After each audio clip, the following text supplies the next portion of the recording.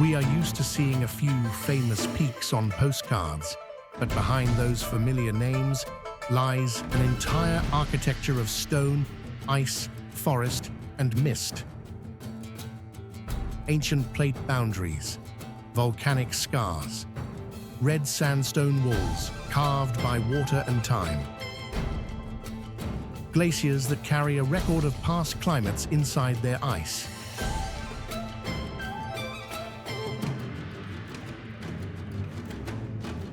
In this journey, we will travel from subtropical forests to snow deserts, from coastal granite ridges shaped by the sea to the highest edges of the Tibetan Plateau.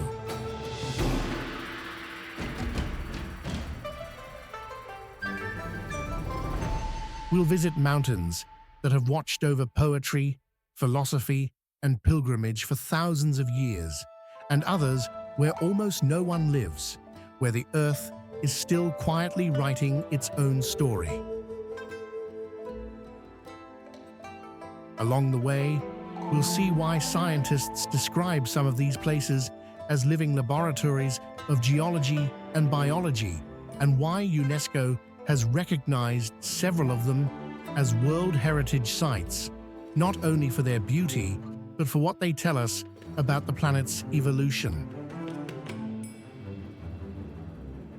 But this is not only about rock layers and statistics, it is also about what happens inside us when we step into these landscapes. How does it feel to walk a glass bridge suspended over empty air, to hear nothing but the rumble of distant waterfalls, to realize that a forest has been breathing quietly on the same slope for millions of years?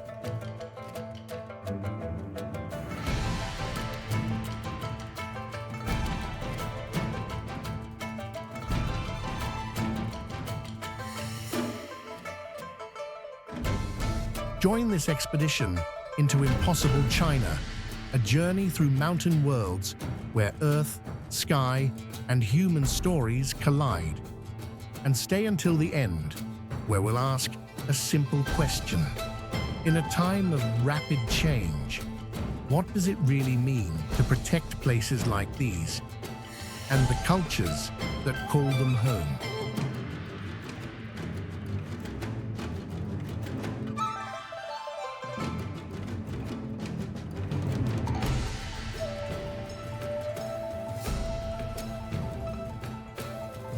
Our first step into this hidden world begins at Fanjingshan, a mountain that is not just a place, but a timescale made visible.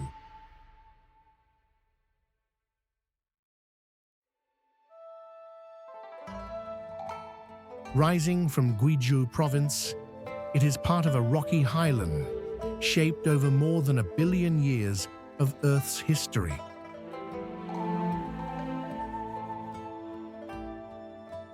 Geologists describe Fanjingshan as an island of metamorphic rock in a sea of karst.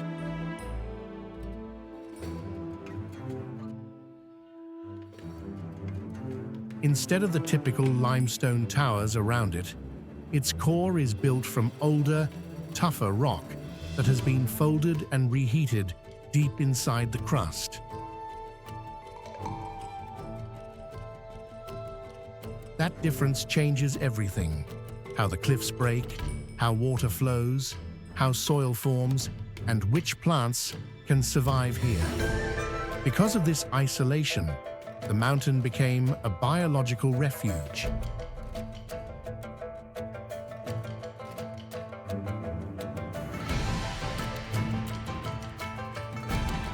Fanjingshan's forests shelter dozens of plant and animal species that evolved in place and nowhere else, including the rare Guizhou snub-nosed monkey, a primate that depends on these cool, misty woods to survive.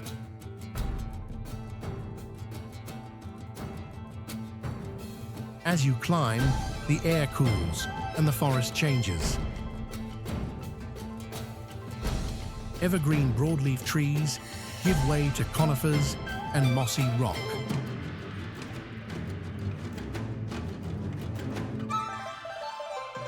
In the upper zones, twisted shrubs cling to thin soil and constant fog.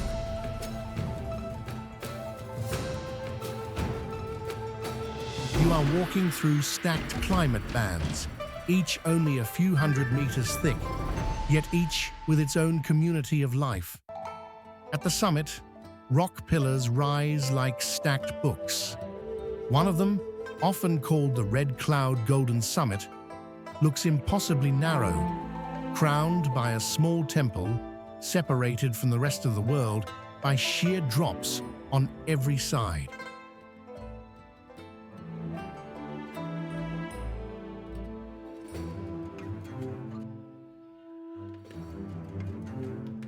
Standing here, you sense three stories at once: the deep time story told by the rock, the evolutionary story told by the forest, and the human story told by centuries of footsteps worn into the stone.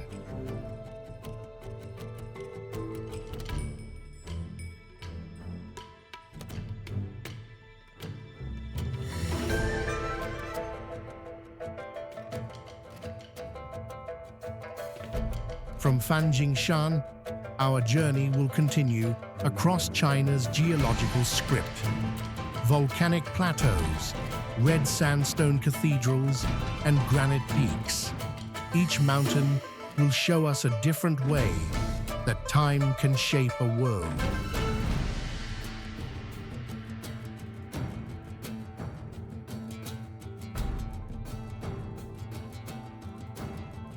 Further east, the mountains change color. Gray and green give way to intense reds and oranges, as if someone has painted entire valleys with iron.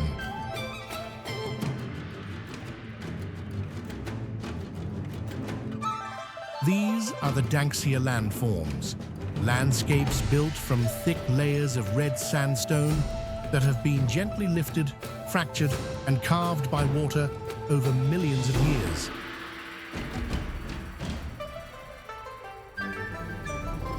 In places like Mount Danxia, Langshan, and Longhu Mountain, the rock forms walls, towers, and mushroom-shaped cliffs.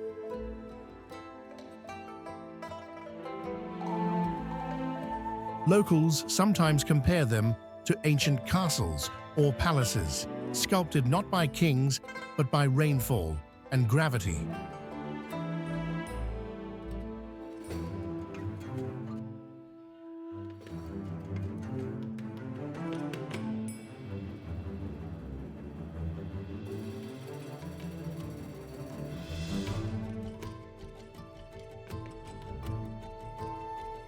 Narrow ravines lead into cool corridors of shade, where you can trace with your hand the grains of sediment laid down by long-vanished rivers.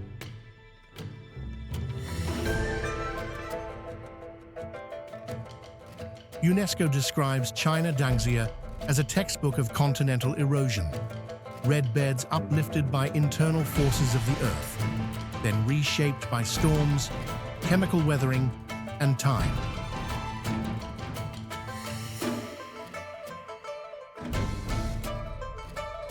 Seen from above, the cliffs look like rows of folded pages, each one a chapter of climate and river history.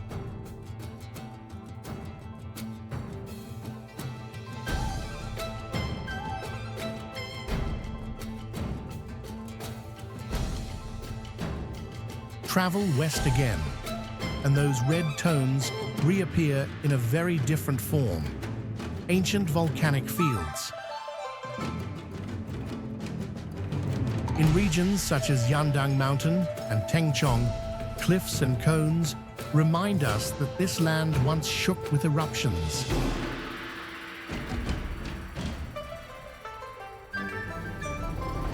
Yandang's steep rhyolite faces still carry the textures of old lava flows, while Tengchong sits on a young volcanic zone where hot springs and fumaroles show that heat still rises from depth.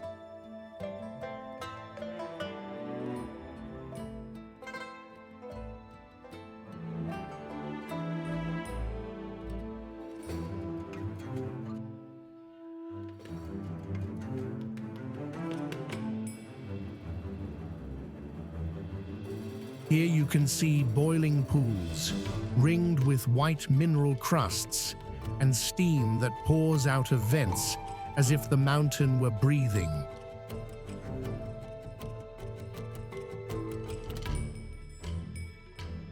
Scientists studying these hot springs have found heat-tolerant microbes able to survive temperatures that would destroy most forms of life, offering clues to how early life might have persisted on a hotter, more volcanic Earth.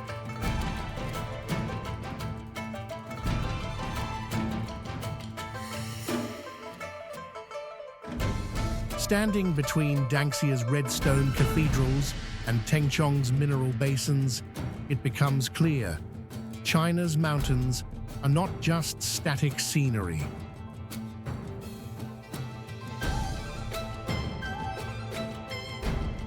Many of them mark places where the crust itself has been stretched, cracked, flooded, burned, and sculpted, leaving behind a map of fire and water etched into the land.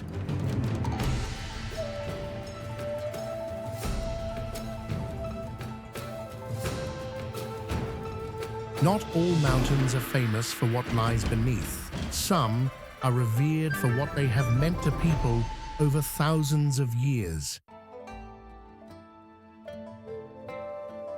In China, certain peaks became anchors for culture, art, and philosophy, places where generations came to ask the same questions: who are we, and how should we live?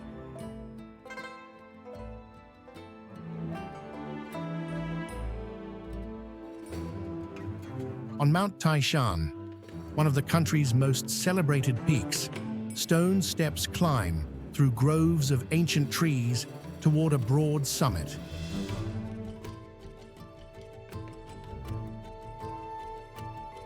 For more than 2 millennia, leaders and thinkers have climbed here at dawn to witness the sunrise and to perform rites that link the well-being of the land with the balance of heaven and earth.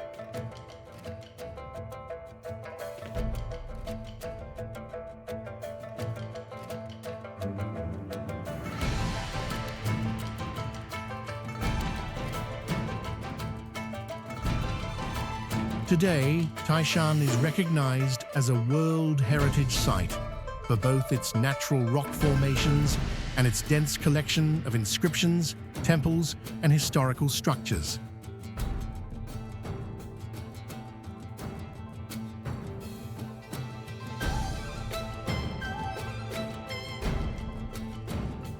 To the north, Mount Wutai spreads 5 flat-topped summits above high meadows and cloud seas. In winter, wind and snow strip the landscape down to its essentials: rock, sky, and silence.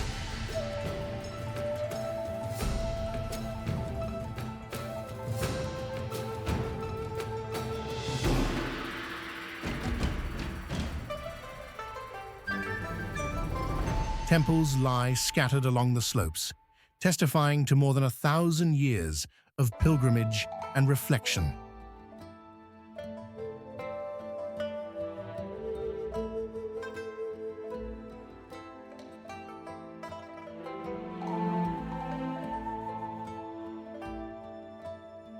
Farther south, Mount Wudang rises in layered ridges draped with forest. Old stone stairways follow the contours of the hills, connecting pavilions, shrines, and courtyards that cling to knife-edge ridges.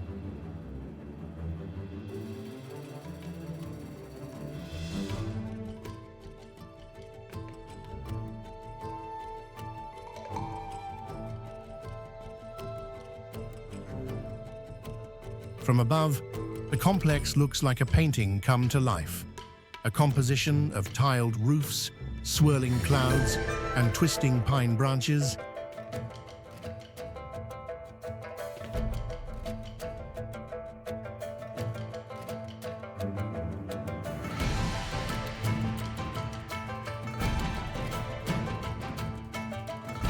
And then there is Huangshan, the Yellow Mountain, where sculpted granite peaks and solitary pines rise above a nearly permanent sea of clouds.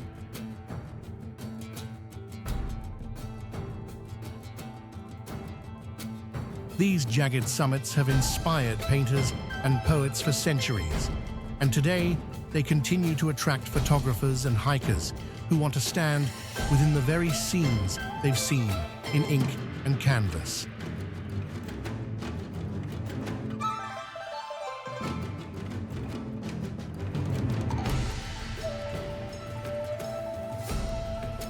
In these places, the line between landscape and culture almost disappears.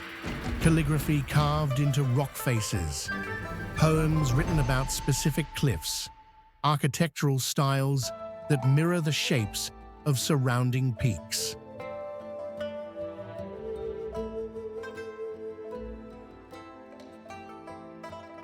Whether visitors come for spiritual reasons, artistic inspiration, or just for the view, they all become part of a long, continuous story.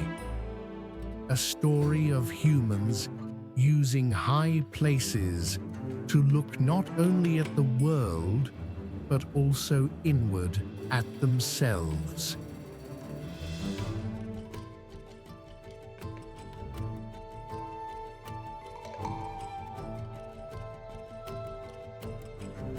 As we move west and higher, the air thins and the mountains stretch into the borderland between earth and sky.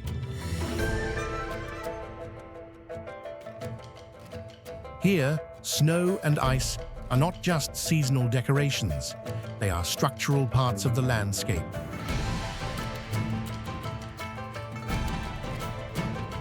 Carving ridges and feeding rivers far below. On Yulong Snow Mountain in Yunnan, a chain of jagged peaks holds one of the rare low-latitude glaciers that still survive this far south.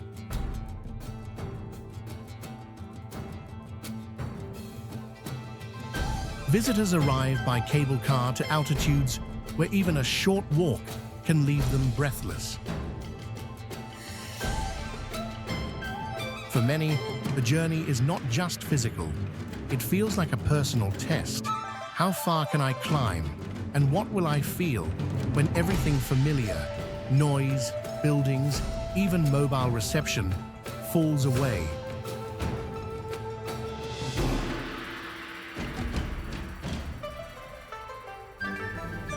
Further north and west lies Mount Siguniang, part of the eastern Tibetan Plateau.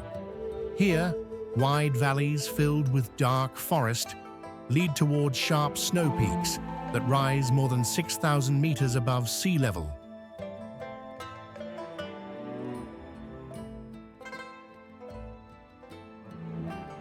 The area is recognized as a biosphere reserve with glacial lakes, alpine meadows, and mixed conifer forests that shelter both wildlife and traditional mountain communities.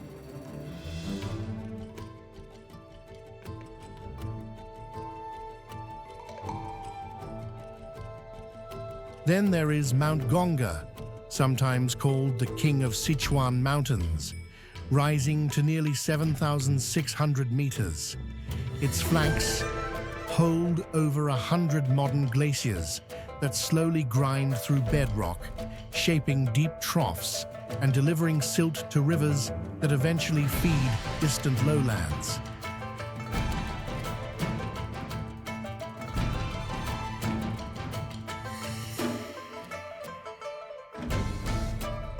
In some places, magnetic minerals in the rock even interfere with compasses and instruments, a reminder that this is not a landscape to be taken lightly.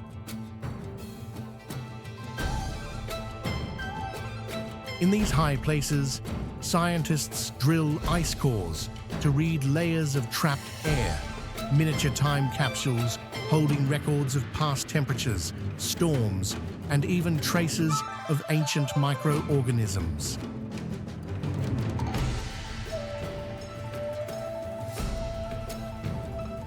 Recent research shows that many Asian glaciers are retreating faster than they did just a few decades ago, as average temperatures and humidity shift across the plateau. Standing on a snowy ridge, watching clouds race below you, it's easy to feel powerless. Yet the ice itself is sending us a clear message. Decisions made far from these mountains will shape their future. The question is whether we will listen.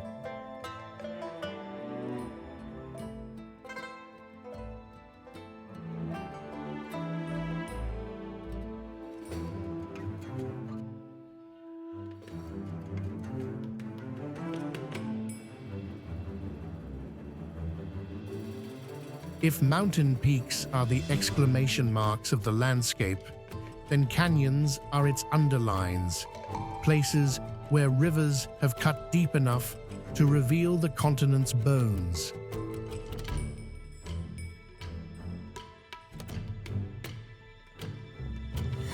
Nowhere is this more striking than the Yarlung Changpo Grand Canyon in Tibet, which curves around the massive peak of Namcha Barwa.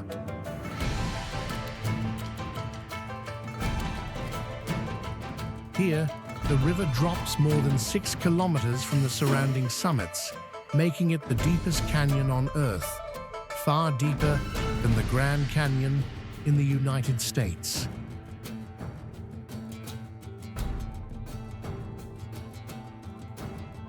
Within this single corridor, elevation plunges from icy ridges above 7,000 meters to warm, humid valleys only a few hundred meters above sea level.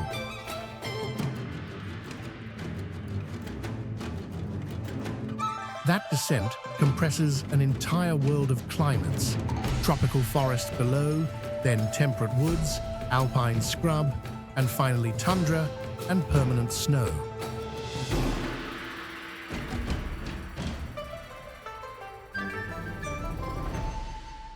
Scientists identify at least 9 natural zones stacked into one winding trench. The canyon also channels moisture. It funnels monsoon air from the Bay of Bengal into the Tibetan Plateau, shaping climate patterns far beyond its walls.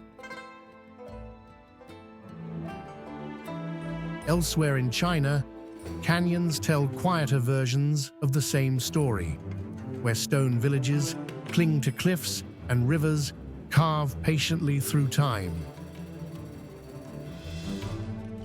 Each layer of rock is a record of balance.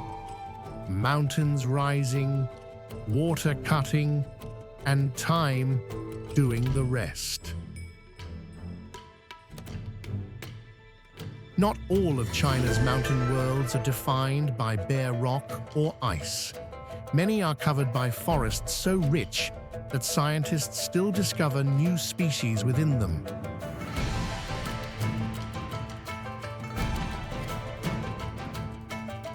In Shennongjia, in Hubei province, over 90% of the terrain is cloaked in old-growth forests spread across deep valleys and high ridges. Researchers have described hundreds of plant and animal species here, some of them relics from past climates that survived glaciations by hiding in these sheltered slopes. Further south, areas like Bailey rhododendron transform each spring into vast mosaics of color, as countless rhododendron shrubs bloom across limestone hills.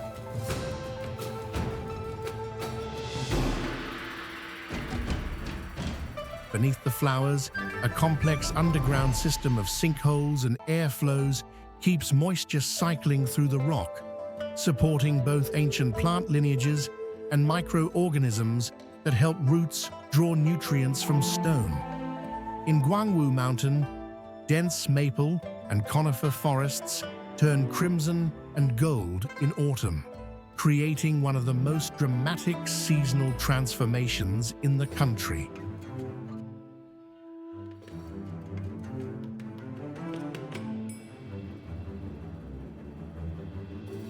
In wetlands, such as the Bainbaluk grasslands on the high plateau, rivers spread into winding channels that host migratory birds, including large flocks of swans that depend on this elevated wetland as a breeding ground. Seen together, these places function as living archives of evolution.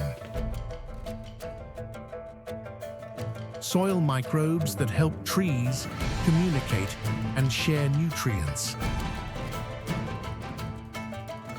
Pollinators that connect distant meadows.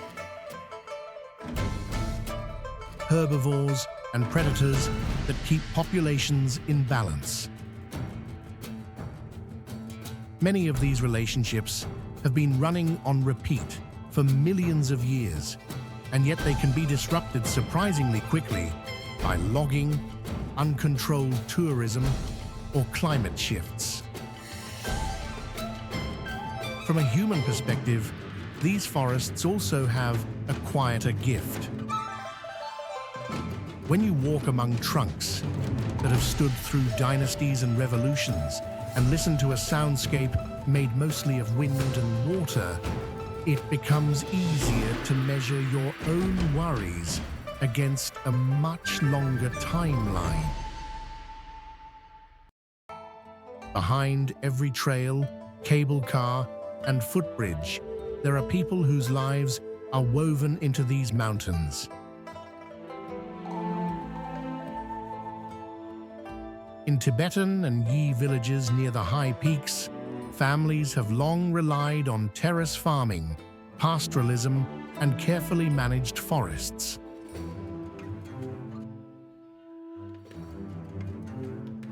Mountain guides lead visitors along narrow ridges, reading weather and snow conditions with skills learned over generations. Artisans carve wood, weave textiles, and produce food shaped by altitude and climate. In other regions, such as the Danxia and canyon landscapes, communities have learned to build houses into hillsides, harvest water from limited springs, and plant crops in thin soils without exhausting them. Their knowledge of local plants, which ones heal, which ones feed, which ones must be left untouched, often predates written records.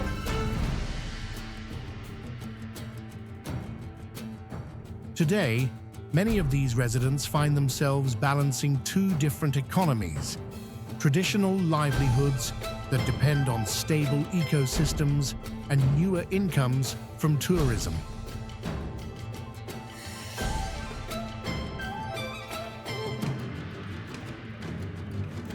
A guide who once walked a trail alone with her livestock may now lead groups of visitors to the same viewpoint, reminding them not to litter, not to trample delicate plants, and not to disturb local wildlife.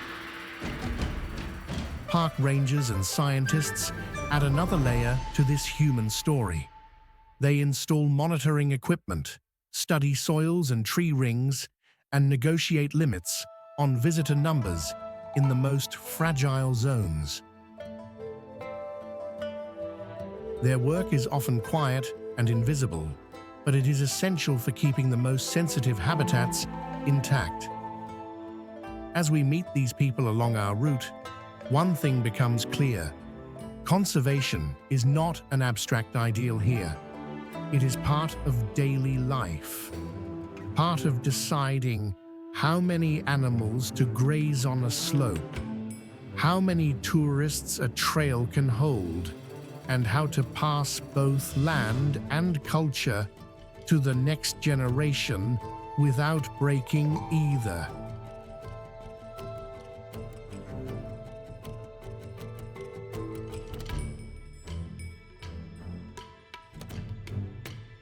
As our journey across these mountain worlds comes to an end, the map in our minds looks very different from when we started.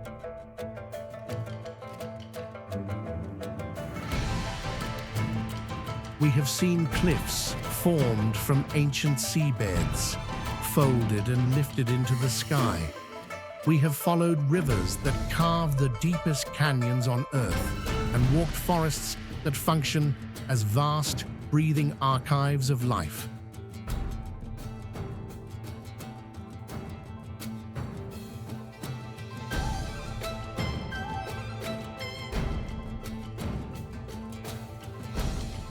We have also seen how culture and landscape shape each other. Temples built on ridgelines, poems carved into rock faces, stories about hidden valleys and protective peaks. These mountains are not just geological structures, they are also memory spaces where different communities have stored their values, fears, hopes, and questions. Today, these places face pressures that the rock has never faced before.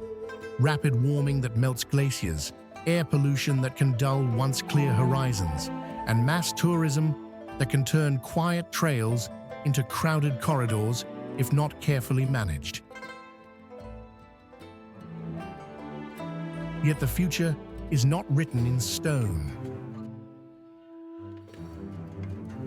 Around China, park managers, scientists, local residents, and travelers are experimenting with ways to keep these landscapes both accessible and alive, limiting visitor numbers in the most fragile zones, designing wooden walkways that protect alpine soils, restoring native vegetation on eroded slopes, and supporting local economies that reward preservation instead of overuse.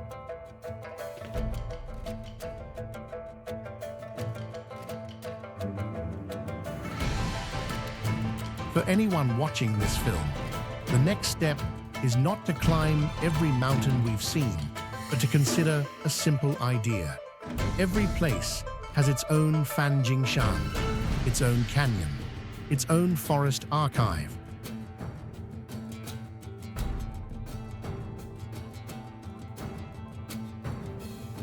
It may not be as dramatic as the Yalung Tsangpo or as famous as Wangshan, but it still holds stories that deserve care. So when we travel, whether to China's high plateaus, to a local hill near home, or even just through a screen, we can choose how we do it. We can learn the names of plants and peaks. We can respect quiet spaces in temples and sacred sites. We can leave fewer traces and take home more understanding.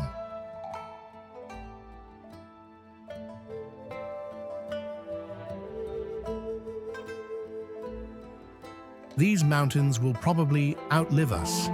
Their rocks were old before our earliest cities were built. But the quality of their future, their glaciers, their forests, their cultures, will depend in part on decisions we make now, what we protect, what we restore, and what we are willing to change in our own lives.